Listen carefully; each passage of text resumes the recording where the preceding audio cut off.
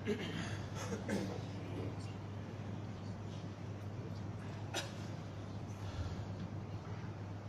الحمد لله نحمده ونستعينه ونستغفره ونستهديه،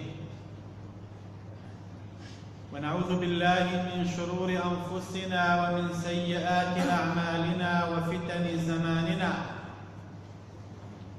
من يهده الله فلا مضل له، ومن يضلل فلا هادي له، وأشهد أن لا إله إلا الله وحده لا شريك له، الكبير المتعال ذو الجلال والعظمة والإكرام، لا إله إلا هو الملك العلام.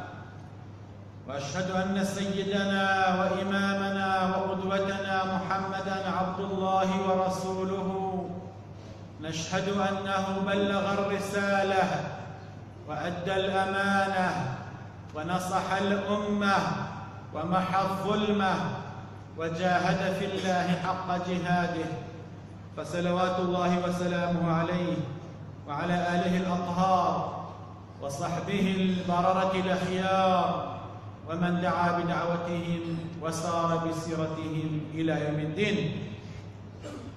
مسلمانانی بەڕێز و خۆشەویست، سڵاو و ڕەحمەتی خوای پەروەردگار بڕژێ بەسەر هەموو لایەکدا ئینشاء الله.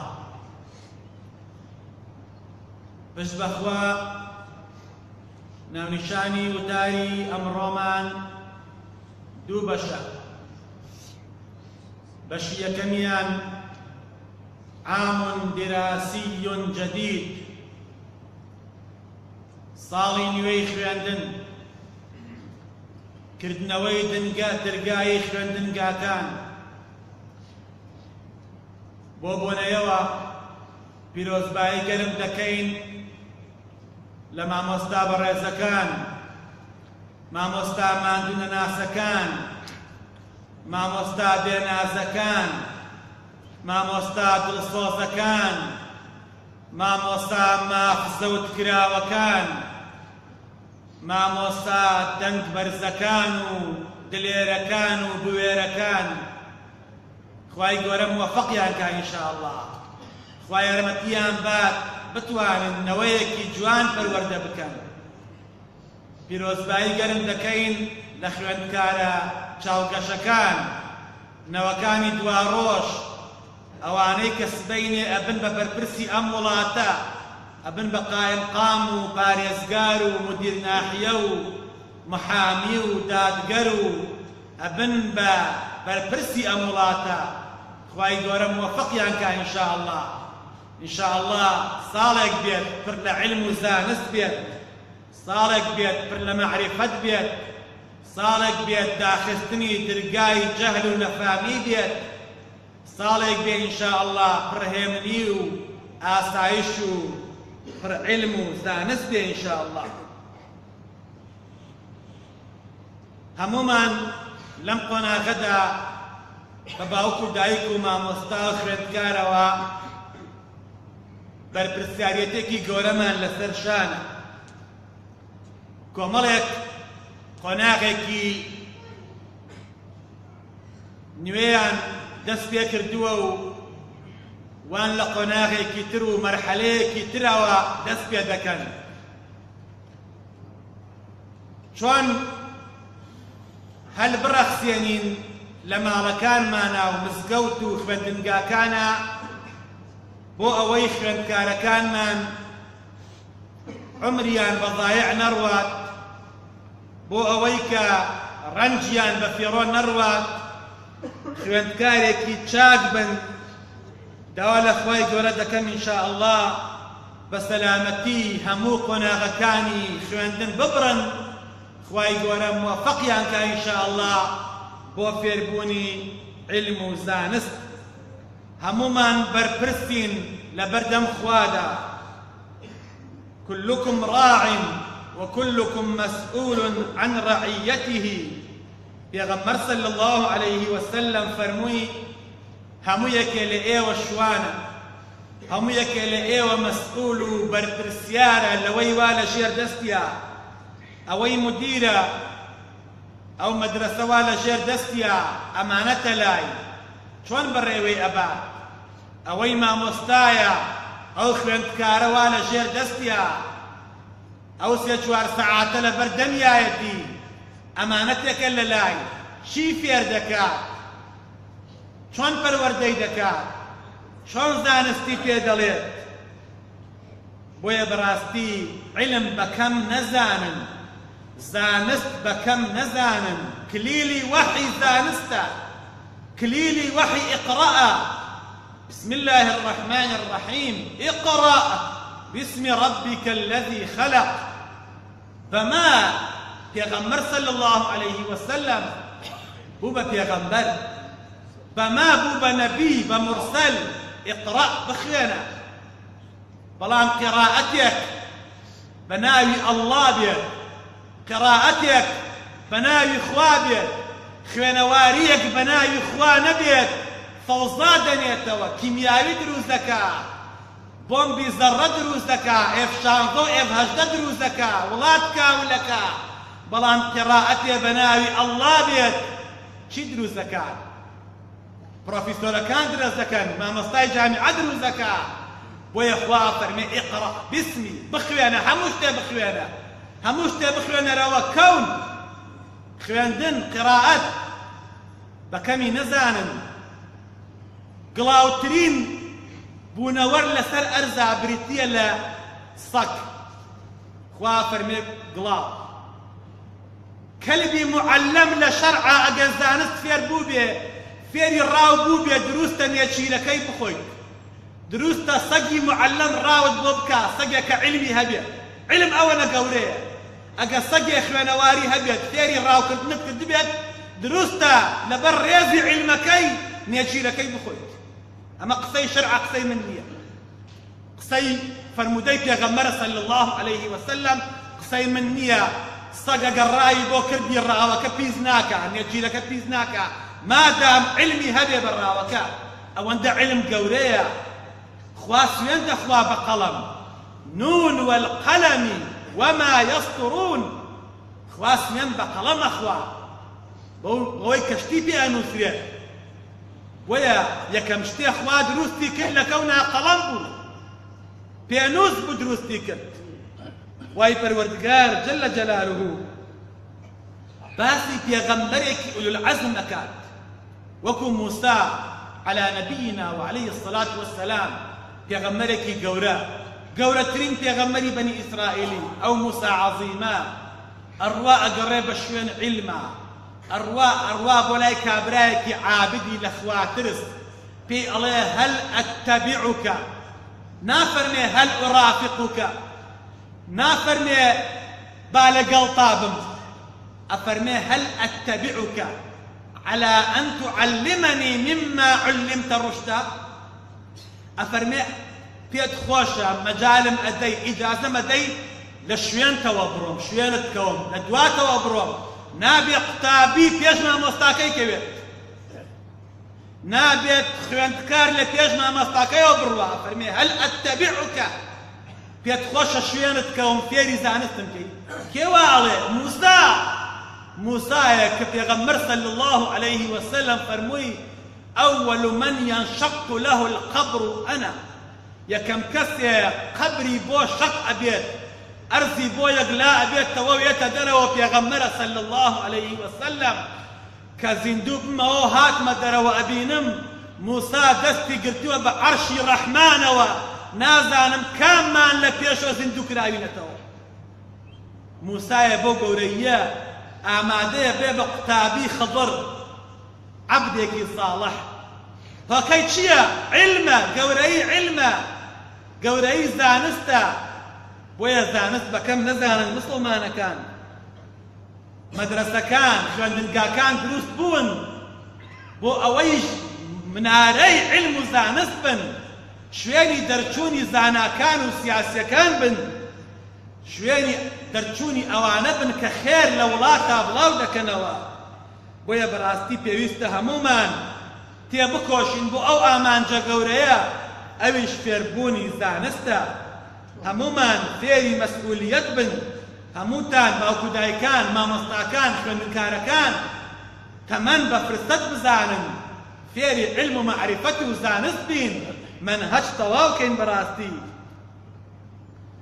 پێویستە مامۆستا هەم خوێندکار هەم باوکو دایک لەم ساڵی نوێی خوێندنەدا ئیخلاس لەبیر نەکەن دڵسۆزی لەبیر نەکەن کارەکەیان بۆ خوا بێت من بۆچی دەخوێنم مناڵەکەم بۆچی ئەنێرم بۆ قوتابخانە بۆچی دەرزەڵێمەوە ئەگە مەبەستت خوا بێت خوای پەروەردگار جەلە جەلالوه پاداشت ئەداتەوە بڕۆ هەمووی قورئان بگەڕێ هەمووی قورئان 6600 ئاەت هەمووی بخوێنە لە ئاەتێکانیە خوای گەورە بە پێغەمبەر صلی الله عليه وسلم بفەرمێ ئەی محەممەد داوای ئەو شتەم لێ بکە داوای ئەوە بکە ئیلا یەک شت نەبێت وقل ربي زدني علما سيرك أي محمد بلا خوايا علما بوزياتك بس بو علم خوا فرمويتي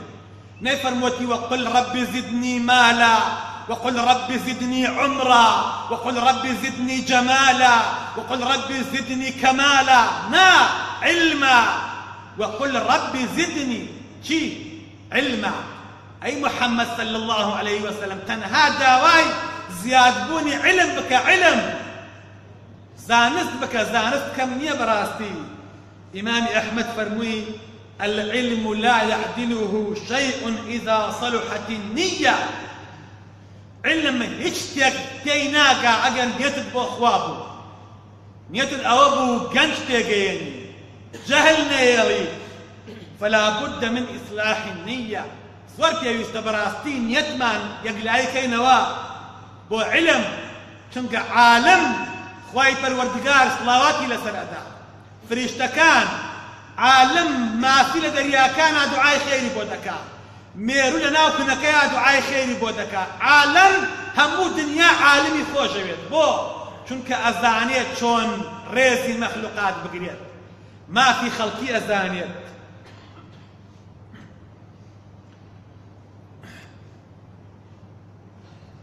همت بەرزی زیاتر هەڵدان کۆڵنەدان تێکۆشان ئەمە زۆر گرنگە لە خوێندکار و مامۆستادا هەبێت تەمەڵ نەبین خەو نەمان باتەوە ئامادە بین لە کاتی وانەوتنەوەدا زۆر گرنگە بەڕاستی همەتمان هەبێ همەتمان بەرز بێ زۆر گرنگی بە خوێندکار بدرێ تکا دەکەم مامۆستا بەڕێزەکان منهەج تەواوکەن منهج بخوێندکار تەواوکەن ئەوەی ئەو ساڵە دانراوە بخوێنرە ئێهمالی نەکەن عوتڵە و تەعتیل بوون ئەم میلەتەی خۆتاندووە میلەتێکی معەتەڵ 24 ساعات تەعتیلەتی فڵان لەدایک ئەبێ عوتڵەیە فڵان ڕوو ئەدا عوتڵەیە کاکە ناکری ئێمە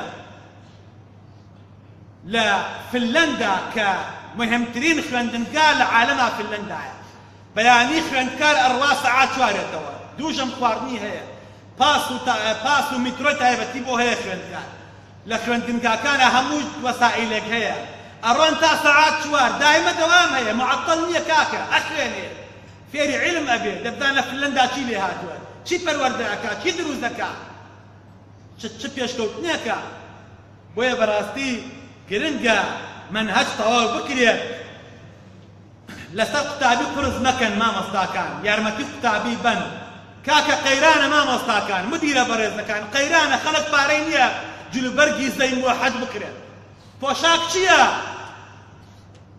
گرنگ ئەوەیە حەجی لە بەرەکا با لە بەریکا گرنگ ئەوەیە فێری علمیکە خەڵک پارەی نییە پۆشاک بکرێت بۆچی لەسەری قرس دەکەیت پێویستە ڕێزی مامۆستا بگیرێت مامۆستاکانی هۆڵەندا پێرەکە مزاهرەیان کرد و ڕێپێوان لەبەر چی لەبەر ئەوەی کە مەعاشەکەیان 59 وەرەقەیە کەمە بەشیان ناکە 59 وەرەقە مانگی وەرەگرن کەمە بەشیان ناکە مزاهرەیان کرد 100,000 مامۆستاتنە سەر جادە هەتاوەکو بۆیان نەکردن بە 75 وەرەقە وازیان نەهێنا ئێستا لێرە کوا ڕێزی مامۆستا کوا پەروەردە لە نێوان مامۆستا و قوتابیە قوتابی چەقۆ لە مامۆستا هەڵە کێشێ قسە ناکە ڕێزکەی ماوە علمی چی زانستی چی ئەم وڵاتە لە سنتەر لای یاوە لە سکە لای یاوە ئەبێ ڕاست بکرێتەوە بەڕاستی. مامۆستاکان پێویستە گرنگی بن بنەوەی نوێ، ئێهمالیان نەکەن، لەخوا بترسن، ئەوانە ئەمانەتن لەلایەن ئەو چەند سەعاتە خزمەتیان بکەن و گرنگە حکوومەت لایەکیش بکاتەوە لە مامۆستاکان، موچەیان بۆ چاک بکات، ڕێزیان بگرێ، حەسانەی ئەندام پەرلەمانی هەبێ مامۆستا. کاد المعلم ئەن یەکونە ڕەسوولا. زۆر گرنگە بەڕاستی. لەم ڕۆژانە پۆتینم بینی، پۆتین ڕئیسی رووسیا چوو بۆ لای مامۆستاکەی، مامۆستایەکی پیری هەبوو لە ئێبتیدایی و سەرەتایی یادەرزی پێوتووە، چوو بۆ لای وەکو وەفایەک یارمەتی ئەدا و چەپەگوڵی پێ ئەدا و دەستی ماجە کرد. ئەمە ئیسلام ئەوەمان فێرەکات، ئەوە لە ئیسلامەوە فێر بووە ئەو کافرەوە بکات. ئیسلامە فەرمێ ڕێز لە مامۆستاکەت بکرێت. شافعیەکەی من و تۆیە فەرمێ من علمني حرفا صيرني عبدا. شافعەکەی من و تۆیە فەرمێ هەر کەسێک حرفێکی فێر کردووم من بووم بە خزمەتکاری ئەو، شاگردی ئەو، منی کردووە بە کۆیلەی ئەو، چونکە علم پێویستە بەڕاستی هەمووی گیانتیبەی تێ، علم وتێتی هەمووی خۆتم نەدەی تێ، کەمێکی خۆمت نادەمێت. پێویستە فێری ئەدەب بکرێت، پێویستە خوێندنگاکان فێری ئەدەب و ڕەوش بن. ئەگەر مەدرسە تەعتیل بشەوەت، تربیە و تعلیم تەعتیل نەمیشەوەت، ئەخلاق هەر تەعتیل نابێت.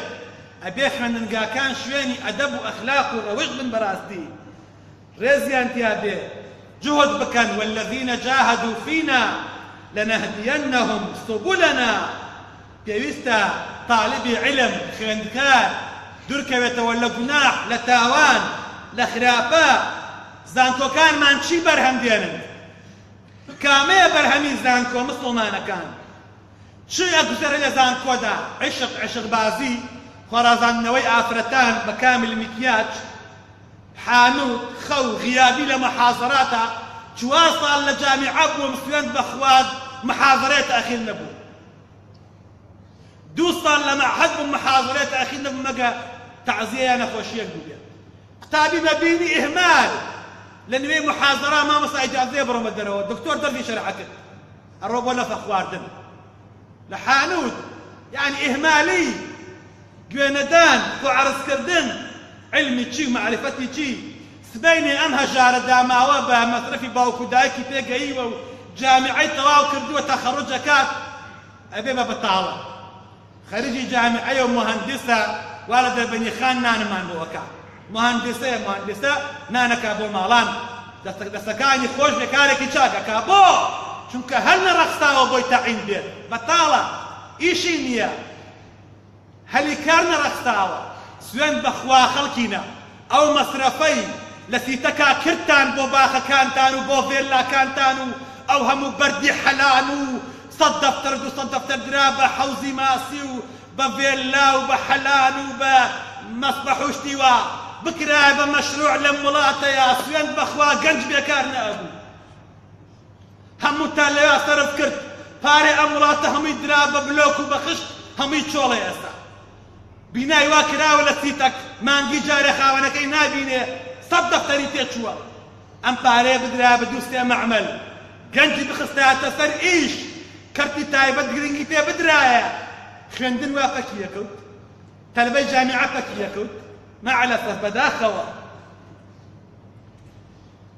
پاشان پرسیارێکی تر، وەزارەتی پەروەردە، زەحمەت نەبێ دەرسی ئاین لەکوێیە؟ لە دەرسی ئاین لەکوێیە؟ لە مەکتەبە ماوە، ئەرێ ئاین ماوە، ئەرێ ئەخلاق ماوە، ئەرێ دەرسی دین ماوە. مامۆستاک بێ باس کردم وتی پەیمانگایەک هەیە لەم شارە، پەیمانگای وەرزشیە، پەیمانگای وەرزش، پەیمانگای ئەوەی کە خەڵکی پێ بگەێنێ وەرزشکە. ئەڵێ منهەجەکەیان بۆ هێنام 22 وانە ئەخوێنێت، ئەو کتابیە 2 ساڵ 22 وانە ئەخوێنێ بۆ ئەوەی چۆن فێر بێ شەق لە تۆ بەڵبا. 22 کتێب ئەخوێنێ بۆ ئەوەی فێر بێ چۆن شەق لە تۆ بهەڵبا. ئەی باشە چیە خوێنی لە مەکتەبا بۆی بڕۆی بۆ بەهەشت؟ وەزارەتی پەروەردە چی ئەخوێنێ ئەم قوتابێ لە مەکتەبا بڕوا بۆ بەهەشت دەرزی ئاین پێنجەم دەرس خەوتوتە لە بەمانوو شتێکە ئەسڵەن قورئانی تیان نییە ڕێنمایەکانی دینی تیان نییە ئەسڵەن دینیان نەهێڵاوە لە قوتابخانەدا دینی چی و قورئانی چی و فەرمودەی پێغەمبەری چی صلی الله عليه وسلم ئەوانەی کە چەقۆ لە